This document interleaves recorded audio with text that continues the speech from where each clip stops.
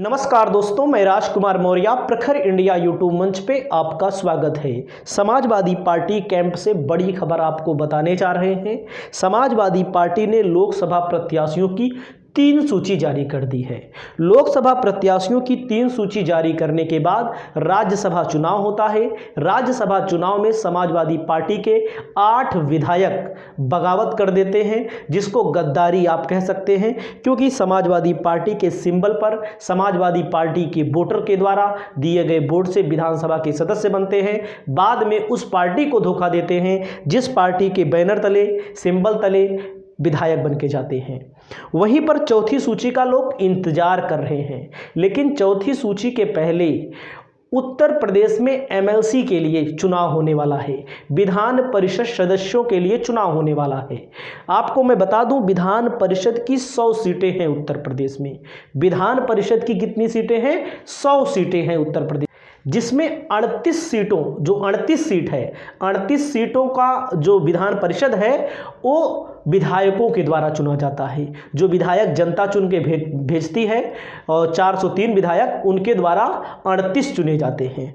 वहीं पर 36 एमएलसी का चुनाव होता है। कौन सा? जो आप देखते होंगे एमएलसी, जिसमें प्रधानों का वोट लिया जाता है, और बीडीसी का वोट लिया जाता है, वो वाले होते हैं एमएलसी वाले। और 8 स्नातक से चुने जाते हैं, तो आप समझ सकते हैं। और 8 शिक्षकों के द्वारा चुने जाते हैं, तो आप समझ सकते हैं। एक बार फिर से 36 जो हैं, 36 जो जो यहाँ के होते हैं, गांव में प्रधान होते हैं। प्रधान के बाद आप देखते होंगे बीडीसी होते हैं, जो जिनको क्षेत्र पंचायत सदस्य बोला जाता है। ये लोग वोट देते हैं। देखो, इनको नलका उल्का मिलता है। आप देखते होंगे पहले नलका मिलता था, नल। अब क्या मिलेगा वो भविष्य बात बताएगा। कुछ लोगों को पैसा भी मिलता है। और 38 विधायकों के द्वारा, 8 स्नातकों के द्वारा, और 8 कहाँ से? शिक्षकों के द्वारा चुना जाता है। वर्तमान में 13 लोगों का कार्यकाल समाप्त हो रहा है, यानी कि 13 सीटें खाली हो रही हैं, जिसमें बीजेपी के हैं यशवंत सिंह, बीजेपी के हैं विजय बहादुर पाठक, विद्यासागर सोनकर, सब बीजेपी के हैं। डॉक्टर सरोजनी अग्रवाल, नरेश उत्तम पटेल समाजवादी पार्टी के, भीमराव अंबेडकर बसपा से, आशीष पटेल अपना दल यस के, और उसके बाद आलोक कटारिया है,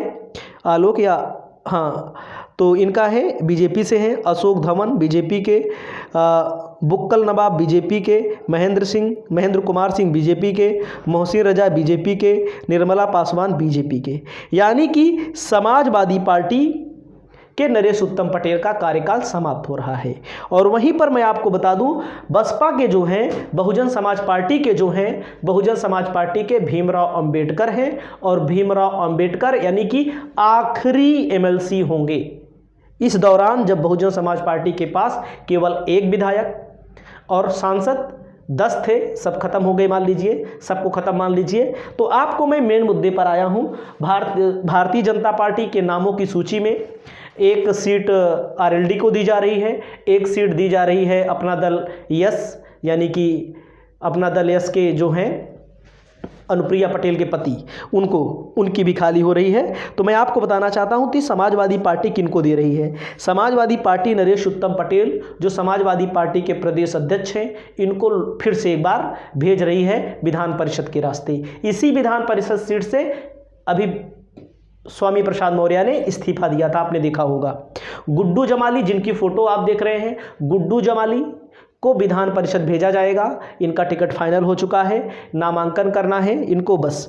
उसके अलावा गुड्डू जमाली की हैसियत रही है आजमगढ़ में बहुत अच्छी तरह। 2017-2012 में बहुजन समाज पार्टी के विधायक बने। 2022 में जो निरहुआ चुनाव जीते, गुड्डू जमाली के कारण जीते। गुड्डू जमाली को समाजवादी पार्टी ने अपने में मिला लिया। गुड्डू जमाली नुकसान, अगर बहुजन समाज पार्टी से लड़ जाते तो समाजवादी पार्टी का नुकसान कर देते, इसलिए समाजवादी पार्टी ने अपने में मिला लिया।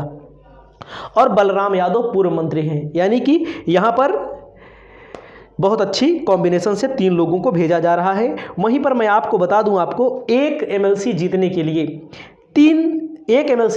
लिए 29 विधायकों का वोट चाहिए, यानी कि 3 एमएलसी के लिए 87 विधायक। तब भी समाजवादी पार्टी के पास 87 3 90 90 10 100 13, मतलब कि काफ़ी ज़्यादा बच रहे हैं। अगर मान लीजिए यहाँ पर वैसे चुनाव नहीं होगा, इसलिए नहीं चुनाव होगा क्योंकि समाजवादी पार्टी के पास अतिरिक्त विधायक है। भारतीय जनता पार्टी 10 सीटों पर जीत सकती है, समाजवादी पार्टी केवल 3 सीटों पर जीत सकती है। 2024 के लोकसभा चुनाव से पहले समाजवादी पार्टी के लिए एक अहम भूमिका निभाएंगे गुड्डू जमाली हों या नरेश उत्तम पटेल हों या इनके पूर्व मंत्री बलराम यादव जी हों। आपकी क्या राय है 2024 के लोकसभा चुनाव को लेकर के? अपनी राय व्यक्त करें। नमस्कार।